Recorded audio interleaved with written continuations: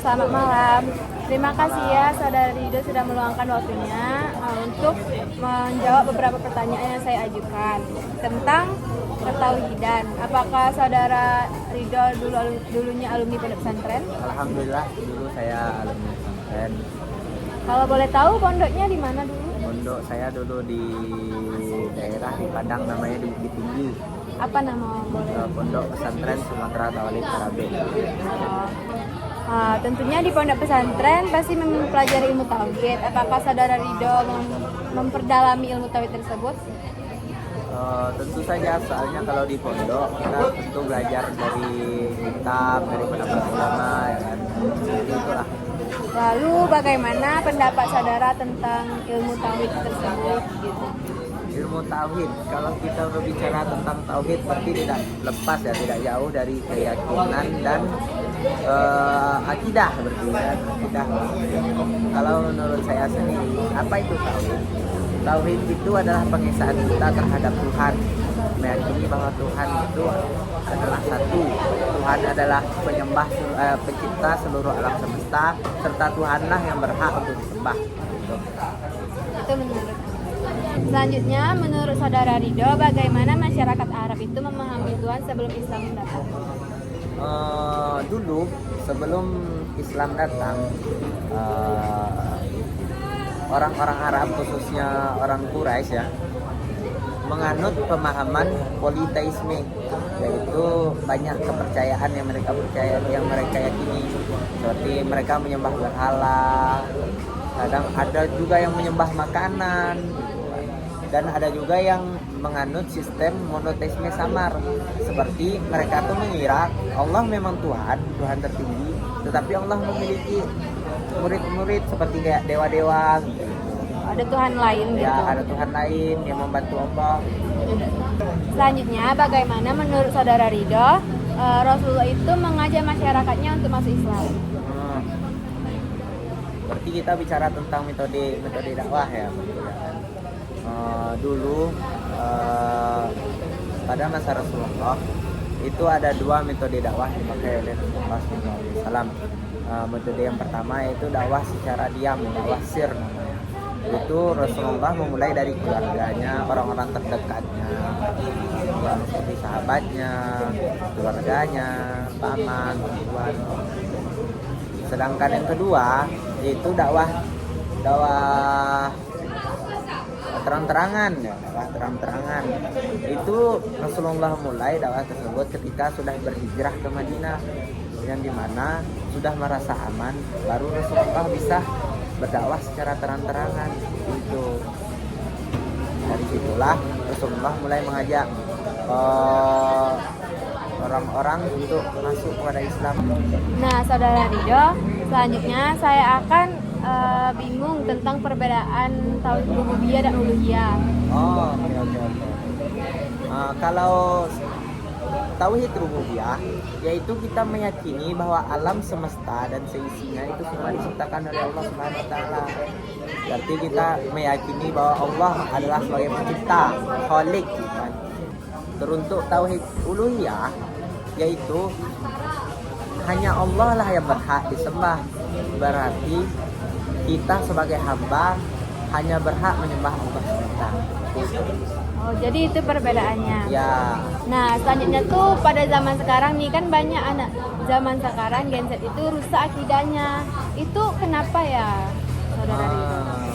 Kalau di generasi yang sekarang ini ya, di generasi saya tuh, seperti kayak generasi muda zaman sekarang tuh pertama banyak terpengaruh oleh gadget.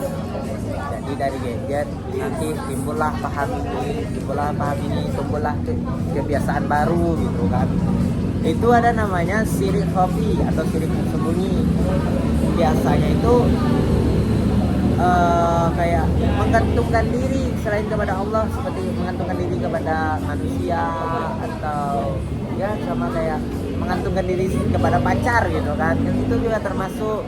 Ada juga liberalisasi agama, terus sekularisme, tidak menghubungkan kegiatan sehari-hari dengan Tuhan gitu, dengan ibadah gitu. Dengan kegiatan kita sekarang Ya. Nah, tadi kan udah banyak nih penyakit-penyakit atau masalah tantangan dari rusaknya akidah tersebut. Nah, jadi bagaimana solusi untuk kita menjaga kemurnian tauhid kita itu? Oke, begitu. Yang pertama, kita itu perlu untuk memfilterisasi konten, menyaring konten yang bisa diterima, tidak menelan mentah-mentah apa informasi yang diberikan oleh ini, oleh itu, tidak. Yang kedua itu ada namanya pendidikan diri, itu membiasakan gitu, membaca agar kita tahu gitu kan apa yang tidak kita tahu. Itu ada juga dengan kritisisme, yaitu mengevaluasi konten-konten atau informasi-informasi yang kita dengar atau kita lihat, terus kita benarkan gitu, kita telaah. Seperti itu ya saudara. Kan di dalam tauhid itu ada hubungan iman, Islam, dan ihsan. Nah, menurut saudara Ridho tuh apa sih iman, Islam, dan ihsan itu di dalam ilmu tauhid? Oke, baik. Ini bagus sih pertanyaannya. Yang pertama kita bahas dari iman dulu ya. Apa sih itu iman? Iman yaitu kita meyakini bahwa Allah Subhanahu wa Ta'ala dan Nabi Muhammad SAW serta malaikat kepada kitab-kitabnya, hari akhir, qadar dan qadar, itu dengan keyakinan yang mantap. Kenapa saya bilang dengan keyakinan yang mantap? Karena untuk iman kita perlu meyakinkan keyakinan kita memang seyakin-yakinnya 100%. Soalnya sesuatu yang kita sebut dengan iman terkadang tidak rasionalis, tidak bisa dipikir menggunakan logika. Itu yang kedua, itu Islam. Apa sih itu Islam? Islam merupakan bahwa engkau bersaksi tiada Tuhan selain Allah dan Nabi Muhammad adalah utusan Allah. Nah, begitu juga yang dijawab oleh Nabi Muhammad di dalam hadisnya. Ada pemuda yang bertanya kepada beliau. Terus yang ketiga, apa itu ihsan? Sabda Rasulullah SAW sendiri, ihsan merupakan bahwa ketika engkau sedang sholat, maka yakinilah bahwa Allah Subhanahu wa Ta'ala melihatmu. Jika kau tidak bisa, maka yakinlah bahwa dia melihat engkau. Itu yang dinamakan ihsan. Jadi ihsan tersebut yaitu memantaskan diri kita dalam ibadah dengan khusyuk. Oh, sebegitu. Nah, tadi kan kita sudah nih belajar tentang teori tauhid semuanya. Nah, bagaimana menurut saudara Ridho supaya kita tuh bisa mengaplikasikan nilai tersebut ke dalam pekerjaan? Oke. Sebenarnya sih kalau dalam pekerjaannya kita bekerja dan niat ikhlas itu karena Allah Subhanahu wa Ta'ala, menghargai Allah. Sebenarnya dia dengan begitu pun udah sampai lah gitu kan, udah pas lah gitu. Kalau bahasanya lo udah nyampe gitu. Oh, begitu. Nah, selanjutnya itu menurut saudara Ridho, bagaimana seseorang memahami terhadap sifat-sifat Allah untuk membentuk kepribadian mereka? Untuk membentuk kepribadian seorang muslim, seperti sifat Allah, sebagai contoh Ar-Rahman yang lahirlah dari sifat Allah tersebut, sifat penyayang dan dermawan. Seperti itu. Berarti kalau misalnya sifat Allah itu al-adlu, berarti lahirlah sifat seseorang tersebut keadilan. Yang adil, bijaksana.